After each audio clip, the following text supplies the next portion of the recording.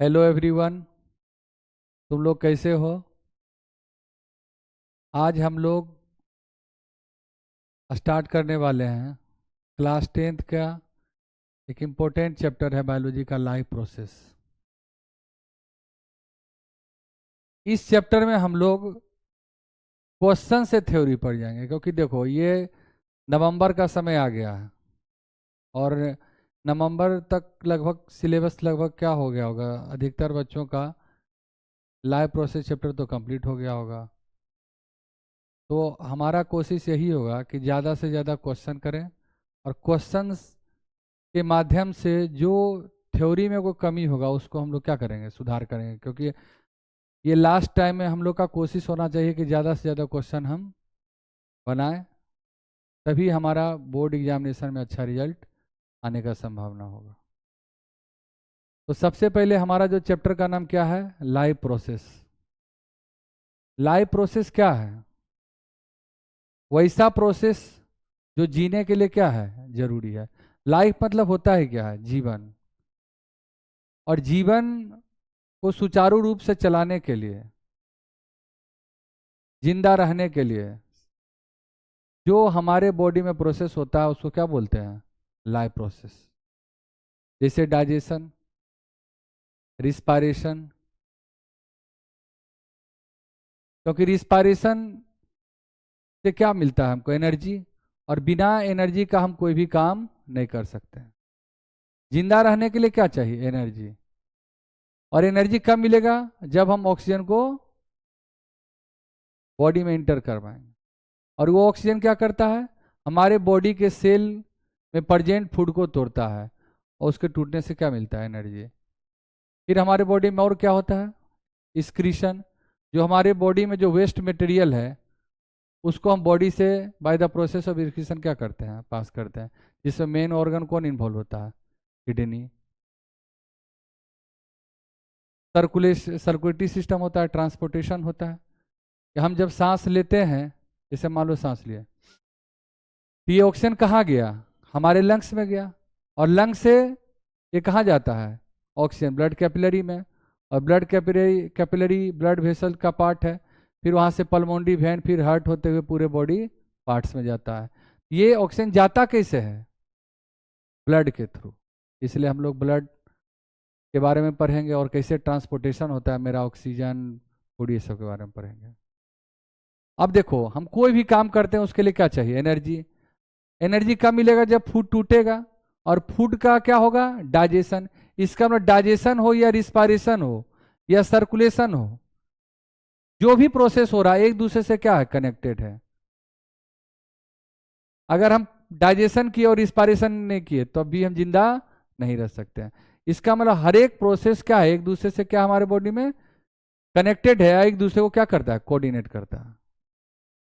तो जब हम लोग क्वेश्चन करेंगे इस चैप्टर में, तो हम ये सब क्वेश्चन के बनाते दौरान हम लोग जो थ्योरी, इसके लिए जो जो भी थ्योरी होगा उसको समझने के लिए उसको भी हम डिस्कस करेंगे। तो मेरा उद्देश्य यही है, ये लास्ट टाइम में जो बच्चों को जो पढ़ चुका है, सिलेबस लगभग ऑलमोस्ट सभी बच्चों का कंप्लीट हो चुका होगा, क्योंकि फरवरी में एग्ज़ाम होगा। तो हमारा कोशिश यही होगा कि ज़्यादा से ज़्यादा क्वेश्चन प्रैक्टिस हम करें और उससे हम अपने थ्योरी को और मजबूत कर सकते हैं। तो सबसे पहले हम लोग का जो फर्स्ट क्वेश्चन है, पीवाईक्यू सीरीज है। प्रीवियस ईयर जो क्वेश्चन पूछा गया है उसको हम करेंगे, फिर जहाँ जो होगा और भी क्वेश्चन हम लोग यहाँ पर लेके आएंगे। ठीक है। सबसे पहला क्वेश्चन क्या है, यहाँ पर देखो। सबसे फर्स्ट क्वेश्चन ये है हमारा कि secretion of less saliva in mouth will affect the conversion हो। बताओ, हमारे माउथ में कौन सा ग्लैंड होता है, सलाइवरी ग्लैंड। और ये सलाइवरी ग्लैंड क्या लीड करता है, सलाइवा। हमारे माउथ में सलाइवरी ग्लैंड होता है, वो क्या लीड करता है, सलाइवा। और उस सलाइवा में एक इंजाइम होता है, सलाइवरी एमाइलेज। कौन सा इंजाइम होता है बच्चों, सलाइवरी सलाइवरी एमाइलेज।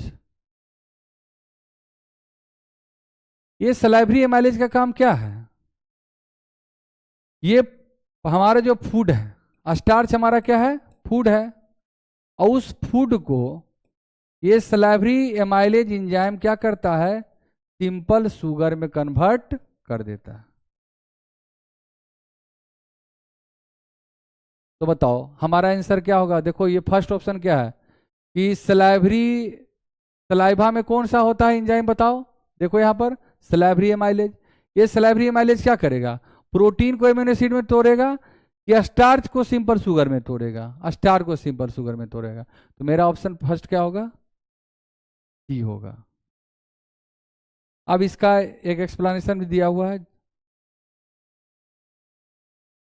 देखो स्टार्च क्या होता है, स्टार्च एक पॉलीसेकेराइड है जो सलाइवरी एंजाइम के प्रेजेंस में ये किस में कन्वर्ट होता है, सिंपल शुगर। देखो ये सारी बात जो हम लोग समझाएं इसमें लिखा हुआ है कि starch into simple sugar, saliva in the mouth contain enzymes, ये इंपॉर्टेंट है। सलाइवरी एमाइलेज कौन सा एंजाइम होगा, सलाइवरी एमाइलेज, जो सलाइवरी एमाइलेज क्या करता है, स्टार्च का ब्रेक डाउन करता है, किसमें, सिंपल शुगर में।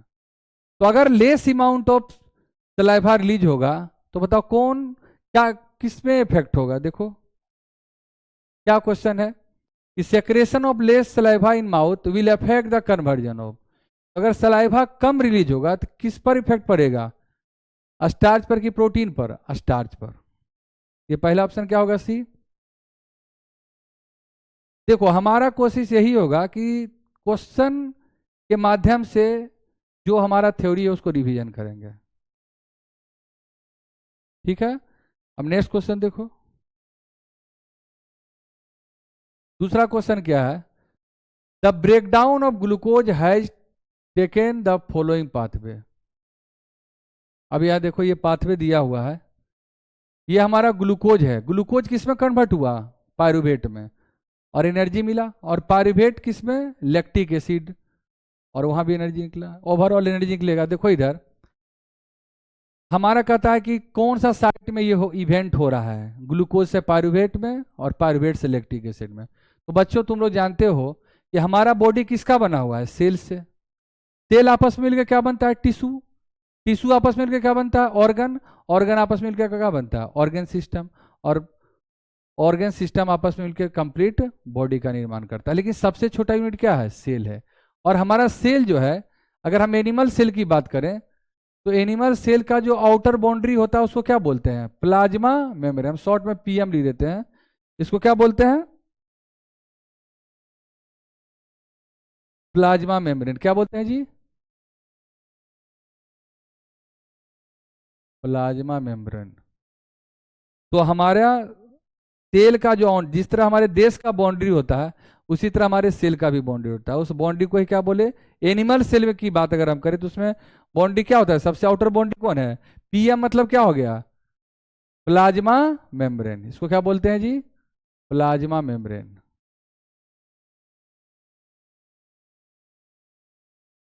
और एनिमल सेल के सेंटर में क्या होता है, न्यूक्लियस, न्यूक्लियस कितने मेम्ब्रेन से घिरा हुआ है बताओ, डबल मेम्ब्रेन से। कितने मेम्ब्रेन से घिरा होता है, डबल मेम्ब्रेन से। और इस न्यूक्लियस के अंदर क्या होता है, क्रोमोजोम, क्या होता है जी, क्रोमोजोम। ये देखो ये क्या है, क्रोमेटिन ही जब सेल डिवाइड होता है तो क्या बन जाता है, क्रोमोजोम। तो ये हमारा प्लाज्मा मेम्ब्रेन हुआ, ये न्यूक्लियस का क्या हुआ, न्यूक्लियर मेम्ब्रेन, क्या हुआ, न्यूक्लियर मेम्ब्रेन।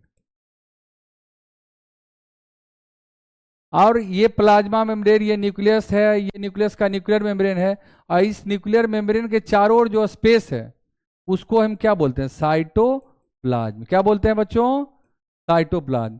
इस साइटोप्लाज्म के अंदर ही बहुत सारा क्या रहता है, सेल ऑर्गन। जैसे देखो ये इंडोप्लाज्मिक रेटिकुलम हुआ, तुम लोग जानता होगा, नाइन्थ में पढ़ा होगा कि इंडोप्लाज्मिक रेटिकुलम दो टाइप का है, एक स्मूथ इंडोप्लाज्मिक रेटिकुलम और दूसरा क्या होता है, बोलो क्या होता है जी, rough endoplasmic reticulum. Rough endoplasmic reticulum किसको बोलते हैं, जिसमें क्या अटैच होगा, राइबोसोम। क्या अटैच होगा, मेम्ब्रेन के साथ क्या अटैच होगा, राइबोसोम। तो उसको क्या बोलते हैं, rough endoplasmic reticulum.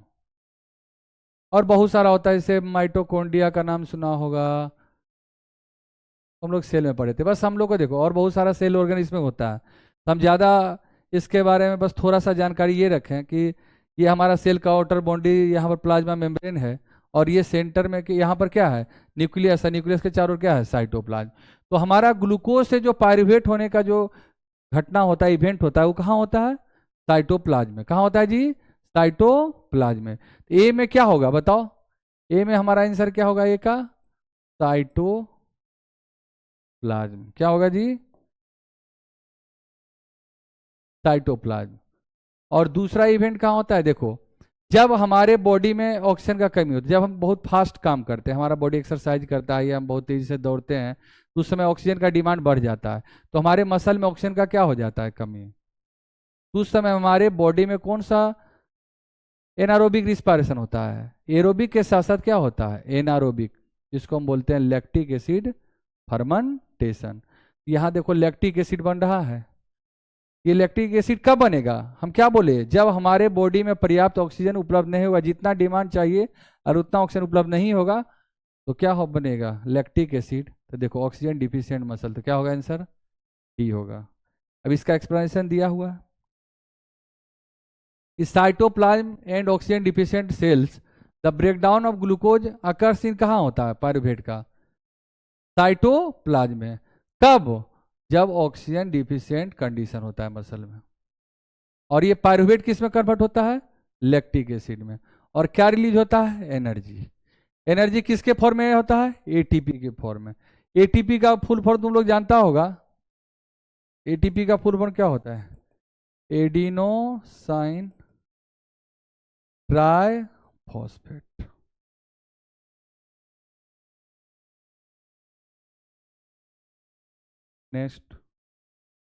Next question क्या है कि the opening and closing of stomata is regulated by, stomata कब ओपन और क्लोज होता है, किस कंडीशन में। पहला CO2 कंसंट्रेशन इन स्टोमाटा, दूसरा है टेम्परेचर इन गार्ड सेल, फिर है O2 कंसंट्रेशन इन स्टोमाटा, फिर amount of water in guard cell. तो तुम लोग पढ़ा होगा, ये डिपेंड करता है किस पर, amount of water in guard cell.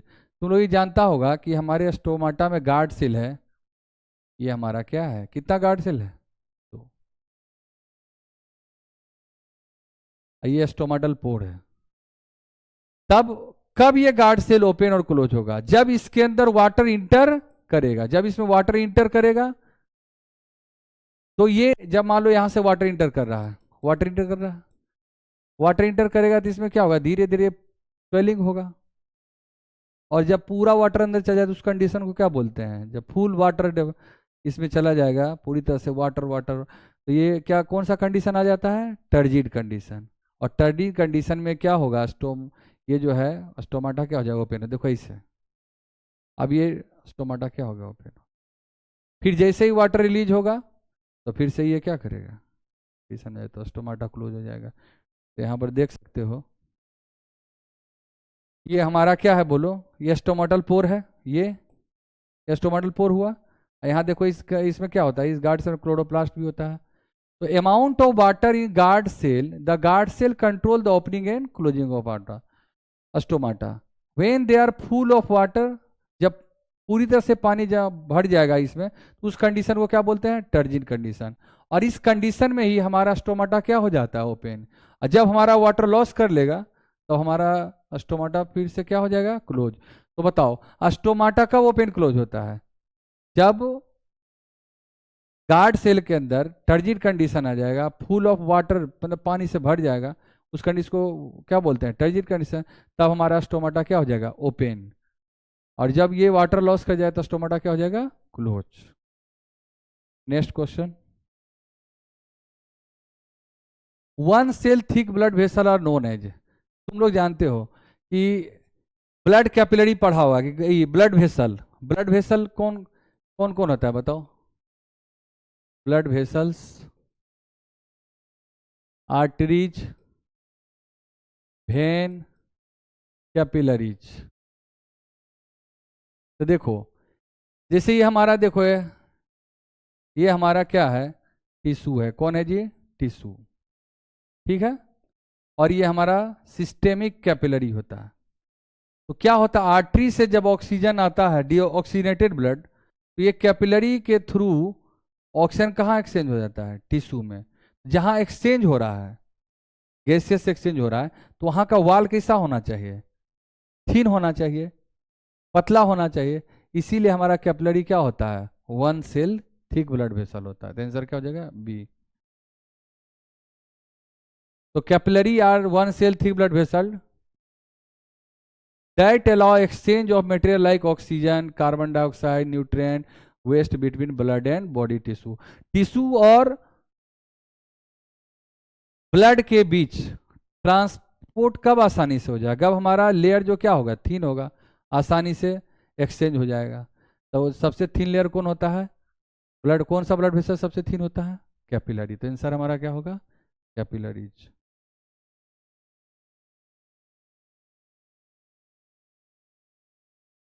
Next question, the essential element use in synthesis of protein.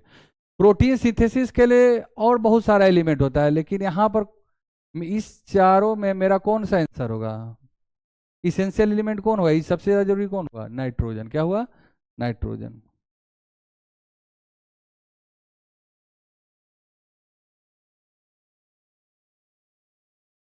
देखो यहाँ पर nitrogen, nitrogen is essential element required by plant for the synthesis of protein and other compound like nucleic acid. Next question, select true statement about lymph from the following. Lymph vessel carry lymph through the body and finally open into large artery. नहीं, ये large artery में नहीं जाता, कहाँ जाता है, when में। तो इस पॉइंट पर ये गलत है। कहता है lymph contain some amount of plasma protein and blood cell. देखो ये क्वेश्चन में थोड़ा सा चेंज करने की जरूरत था। देखो तो lymph contain some amount of plasma, plasma तो होता है, ये प्रोटीन होता है, लेकिन ब्लड वेसल में सारा ब्लड वेसल नहीं होता, आरबीसी में क्या होता है, अब्सेंट। फिर कहता है lymph contain some amount of plasma protein RBC, ये तो बिल्कुल गलत है, आरबीसी होता ही नहीं है, ये भी गलत है, यहाँ लार्ज आर्टरी नहीं होगा। यहाँ पर हम ये बोल सकते हैं कि एक्सेप्ट क्या होगा, आरबीसी। और चौथा क्या है, lymph vessel carry lymph through the body and finally open into large when. ये लार्ज वेन में जाके जो lymph vessel carry lymph through the body, body से जो लिम्फ आता है वो फाइनली ओपन कहाँ होता है, लार्ज वेन में। देखो इसका ऑप्शन बी एंड डी है, लेकिन बस थोड़ा सा इसमें क्या करना पड़ेगा, वहाँ अगर ये लिखता आरबीसी को छोड़कर, देखो B and D lymph contain plasma protein Y W not R, देखो यहाँ लिखा हुआ नोट रेड ब्लड सेल, क्योंकि प्लाज्मा में रेड ब्लड सेल क्या है, अब्सेंट होता है। Lymph vessels carry lymph and open into large vein, ठीक है ना। फिर यहाँ से helping in the return of tissue fluid to the blood. Tissue के हमारा जो टिश्यू है उसके बगल में जो फ्लूइड है उसी को हम क्या बोलते हैं, टिश्यू। ये देखो ये हमारा ये सब क्या हुआ, टिश्यू फ्लूइड हुआ।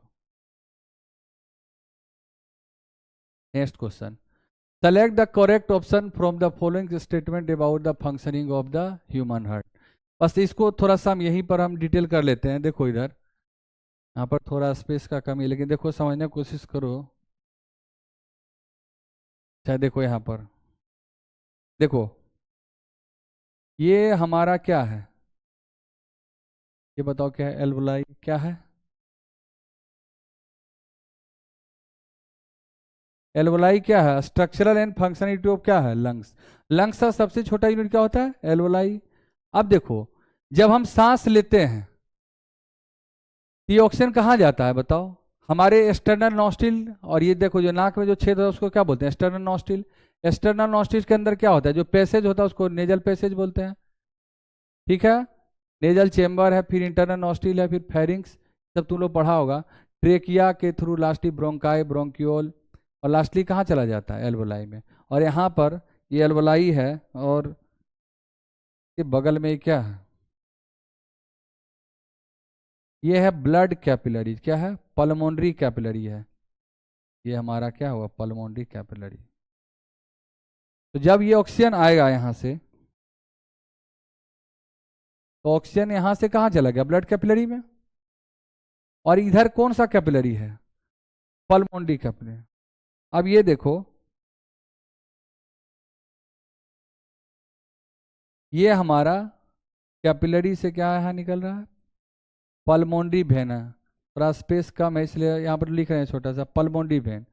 और ये हमारा हार्ट में कितना चेम्बर है जी, 4 चेम्बर। कितना चेम्बर है, 4 चेम्बर। ये पल्मोनरी वेन से कहाँ जाता है, लेफ्ट एट्रियम में। लेफ्ट एट्रियम से लेफ्ट वेंट्रिकल, लेफ्ट वेंट्रिकल से एरोटा के थ्रू कहाँ जाता है, एरोटा, फिर ये आर्टरी, ठीक है ना।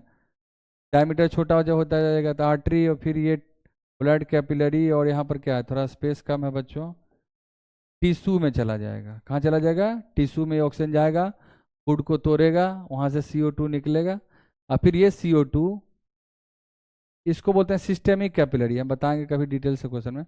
फिर ये भेन से होते हुए भेन, फिर भेना केवा, और ये कहाँ चला गया बोलो, ये कौन सा ब्लड है, डीऑक्सीनेटेड ब्लड। कौन है जी, डीऑक्सीनेटेड, डीऑक्सीजेनेटेड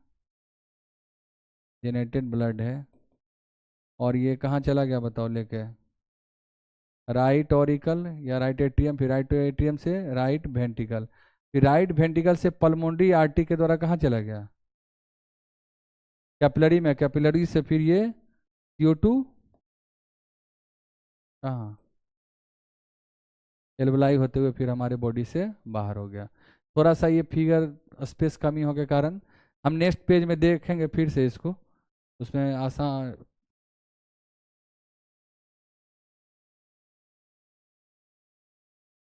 अच्छा, कभी फिर कोई कुछ दूसरा क्वेश्चन आएगा वहाँ पर हम लोग समझेंगे फिगर के द्वारा, ठीक है।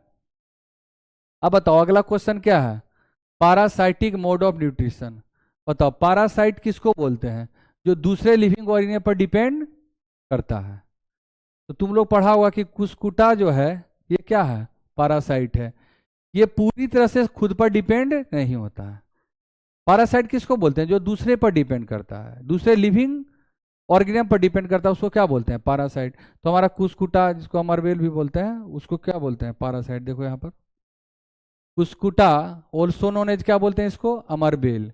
ये क्या है, पारासाइट। पारासाइट किसको बोलते हैं, जो दूसरे पर डिपेंड, लिविंग ऑर्गेनिज्म पर डिपेंड करता है जिंदा रहने के लिए। तो कुस्कुटा को हम अमरबेल बोलते हैं। यहाँ पर देखो रिपीट हो चुका है, ठीक है। कुस्कुटा क्या, ऑल्सो नोन एज अमरबेल। तो parasitic mode of nutrition, it obtain food from host plant. Host plant किसको बोलते हैं, जो जो फूड के लिए किसी दूसरे प्लांट पर डिपेंड कर। जैसे मान लो ये कोई प्लांट है, ठीक है, आइए मान लो कुस्कुटा है, तो ये फूड के लिए किस पर डिपेंड किया, इस पर डिपेंड किया। तो ये कुस्कुटा है, ये न्यूट्रिशन कहां से ले रहा है, ये दूसरे प्लांट से। जिस प्लांट से लेगा उसको क्या बोलेंगे, होस्ट प्लांट। क्या बोलेंगे जी, होस्ट प्लांट। तो जिससे फूड ले रहे हैं या जिस पर हम डिपेंड है वो हमारे लिए क्या कहलाएगा, host. Which it climb by absorbing, क्या करता है, न्यूट्रिशन को ऑब्जॉर्व करता है थोड़ा स्पेशल स्ट्रक्चर। किसमें होता है, उसको टर्म होस्टेरिया। क्या होता है, होस्टेरिया के माध्यम से दूसरे से क्या लेते हैं, फूड लेते हैं। Next question consist of 2 statement, assertion और रीजन है। In large animal oxygen can reach different part of the animal body easily. बताओ ये तो असर्शन ही गलत है। अगर हमारा शरीर बहुत बड़ा होगा तो आसानी से ऑक्सीजन पहुंचेगा क्या, असर्शन इजिली यहाँ बोल रहा है, इजिली नहीं पहुंचेगा। असर्शन क्या है हमारा, असर्शन क्या है, गलत है। Respiratory pigment take up oxygen from the air and carry it to blood tissue, ये सही है। तुमको पता है बच्चों कि हमारे शरीर के अंदर क्या है, ब्लड में आरबीसी होता है, और आरबीसी के अंदर क्या होता है, हीमोग्लोबिन, ठीक है। और वो हीमोग्लोबिन ऑक्सीजन को कैरी करके पूरे बॉडी पार्ट्स में पहुंचाता है। दूसरा रिस्पायरेटरी पिगमेंट है, इसका एसर्शन तो गलत है, लेकिन रीजन हमारा क्या है, सही है। कौन सा आंसर होगा, assertion is false but reason is true. तो हमारा एसर्शन फॉल्स है लेकिन रीजन क्या है, सही है। Large animal oxygen can not reach, आसानी से कैसे पहुंचेगा, जब हमारा शरीर बड़ा है, लार्ज है, तो उसको कोई ना कोई क्या होना चाहिए, डिफ्यूजन अकेला जिम्मेदार नहीं होगा। अगर हम किसी दूर तक अगर कोई चीज़ पहुंचाते हैं तो सिर्फ डिफ्यूजन से काम नहीं चलेगा। तुम लोग जानता हो डिफ्यूजन क्या है, जब किसी चीज़ का मूवमेंट हाई कंसंट्रेशन टू क्या होता है, लो कंसंट्रेशन। तो सिर्फ अकेला डिफ्यूजन ही रिस्पॉन्सिबल नहीं होगा, कोई ना कोई दूसरा रास्ता अपनाना पड़ेगा। तो हमारे बॉडी में क्या होता है, रिस्पायरेटरी पिगमेंट, जिसको क्या बोलते हैं, हीमोग्लोबिन। जो हमारा हीमोग्लोबिन क्या करता है, जो ऑक्सीजन को कहाँ तक पहुँचाता है, बॉडी के सेल टिश्यू तक पहुंचाता है। फिर ये ऑक्सीजन ग्लूकोज को क्या करता है, तोड़ता है और हमको एनर्जी मिलता है। इसीलिए हम लोग बोलते हैं सांस है तो आस है, बिना ऑक्सीजन का हम लोग जिंदा नहीं रह सकते हैं। मेरा ऑक्सीजन लेने का उद्देश्य ही क्या है, एनर्जी प्राप्त कर। Next question.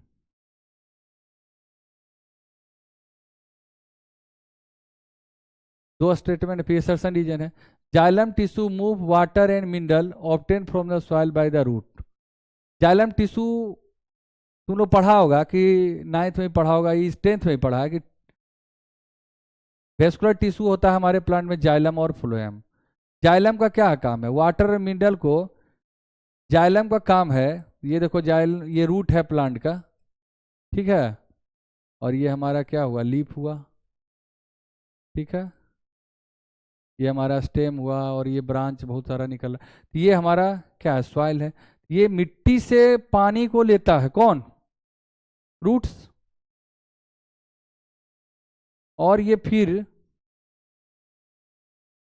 जाइलम यहाँ पर भी होता है, यहाँ पर भी क्या होता है, जाइलम, जाइलम के माध्यम से ही कहाँ जाता है बोलो, स्टेम में, फ्लावर में, लीफ में, मतलब प्लांट के डिफरेंट पार्ट में किसके थ्रू जाता है, जाइलम के थ्रू। यहाँ लिखा हुआ xylem tissue moves water and mineral obtain from the soil by the root, सही बात है। रूट के द्वारा हम क्या करते हैं, वाटर मिनरल को ऑब्टेन करते हैं। फिर लिखा xylem tissue found only in the root of plant, ये बिल्कुल गलत है, ये रूट में नहीं पाया जाता। देखो यहाँ स्टेम में भी क्या है, जाइलम है। तो ये असर्शन तो सही है लेकिन रीजन गलत है, सी आंसर होगा। देखो क्या लिखा है, assertion to reason is for the xylem indeed transport water and mineral from the roots to other part of plant but is not found only in the root. सिर्फ root में xylem नहीं पाया जाता है, its present in plant including the stem, ये stem leaf में भी पाया जाता है, इसका मतलब। Next question, which one of the following not a excretive product in plant. देखो CO2 एक्सक्रीटिव प्रोडक्ट है, जो चीज ये फिर स्टार्च, स्टार्च एक्सक्रीटिव प्रोडक्ट नहीं है, रेजिन वगैरह गम भी एक्सक्रीटिव प्रोडक्ट है, डेड सेल भी है, तो क्या आंसर होगा, बी होगा। स्टार्च यहाँ देखो रिपीट हो गया है, दोबारा गया, देखो यहाँ पर, यहाँ से देखो, starch is a stored form of carbohydrate. ये हमारे प्लांट के अंदर स्टोर्ड फॉर्म में रहता है। जैसे तुम्हारे या सॉरी, प्लांट के बॉडी में अगर एक्सेस ग्लूकोज है तो उसको किस में कन्वर्ट कर देता है, स्टार्च में, और स्टार्च के रूप में क्या रहता है हमारे प्लांट के अंदर, स्टोरेज रहता है। नॉट एन, ये स्क्रीटिव प्रोडक्ट नहीं है, कौन, स्टार, स्क्रीटिव प्रोडक्ट कौन होगा, CO2 होगा, रेजिन होगा, गम होगा एंड डेड सेल।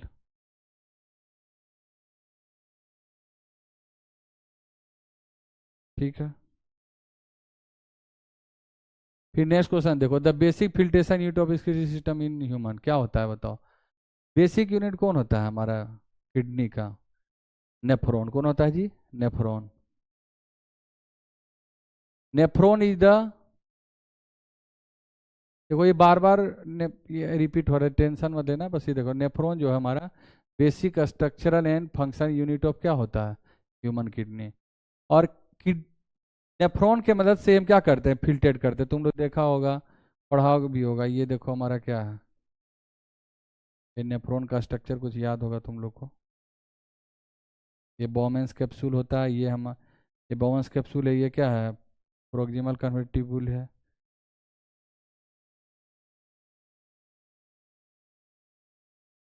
कुछ याद आ रहा है, DCT कलेक्टिंग डक्ट,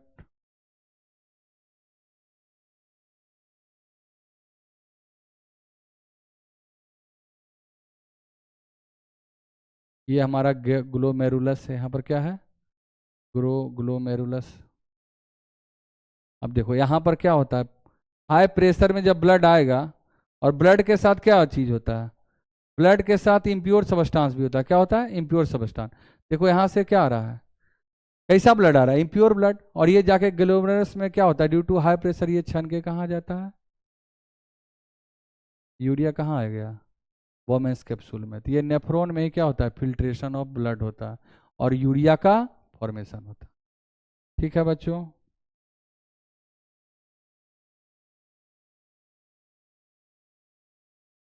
फिर नेक्स्ट क्वेश्चन क्या है, in human alimentary canal the digestive juice secreted by the gastric gland. देखो हमारे स्टोमेक में क्या होता है, स्टोमेक में क्या होती है, देखो ये तुमको पता होगा, ये क्या है, फूड पाइप या ईसोफेगस बोलते हैं, और ये हमारा क्या है, स्टोमेक।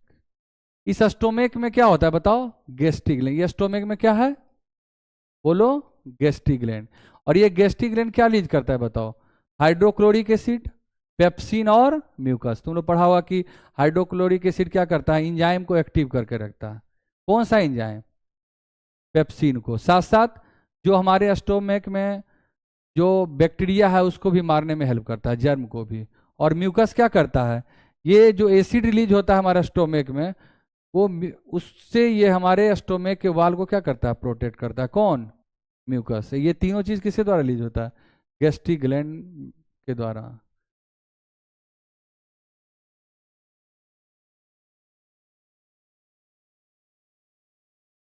देखो यहाँ पर हाइड्रोक्लोरिक, पेप्सिन और म्यूकस, गैस्ट्रिक ग्लैंड सेक्रेट करता है। हाइड्रोक्लोरिक क्या करता है, एसिडिक मीडियम इन्वायरमेंट प्रोवाइड करता है, जो हमारा इंजाइम को क्या करता है, एक्टिव एक्टिव करता है और पैथोजन को किल करता है। फिर दूसरा क्या है, पेप्सिन, जो क्या करता है, प्रोटीन को पेप्टाइड्स में तोड़ता है। किस में तोड़ता है, पेप्टाइड्स में। म्यूकस क्या करता है बताओ, हमारे स्टोमेक के दीवार को एसिड से क्या करता है, स्टोमेक में जो स्टोमेक का जो वाल है वो एसिड से डैमेज हो सकता था, इसीलिए हमारा गैस्ट्रिक ग्लैंड का लीज क्या, म्यूकस। जो म्यूकस हमारे स्टोमेक के वाल को इस एसिड से क्या करता है, प्रोटेक्ट करता है। अदर ऑप्शन में बाइल है, बाइल वो तो ये हमारा सही था। बाइल तुमको पता है बच्चों की ये किसके द्वारा रिलीज होता है, लीवर के द्वारा, जो स्टोर कहाँ होता है, गोल ब्लैडर में।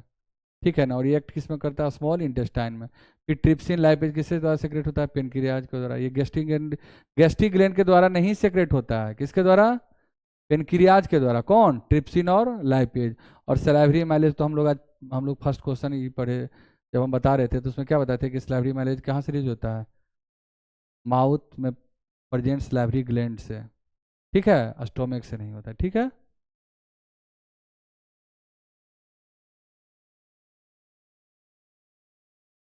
नेक्स्ट क्वेश्चन हम लोग का क्या है,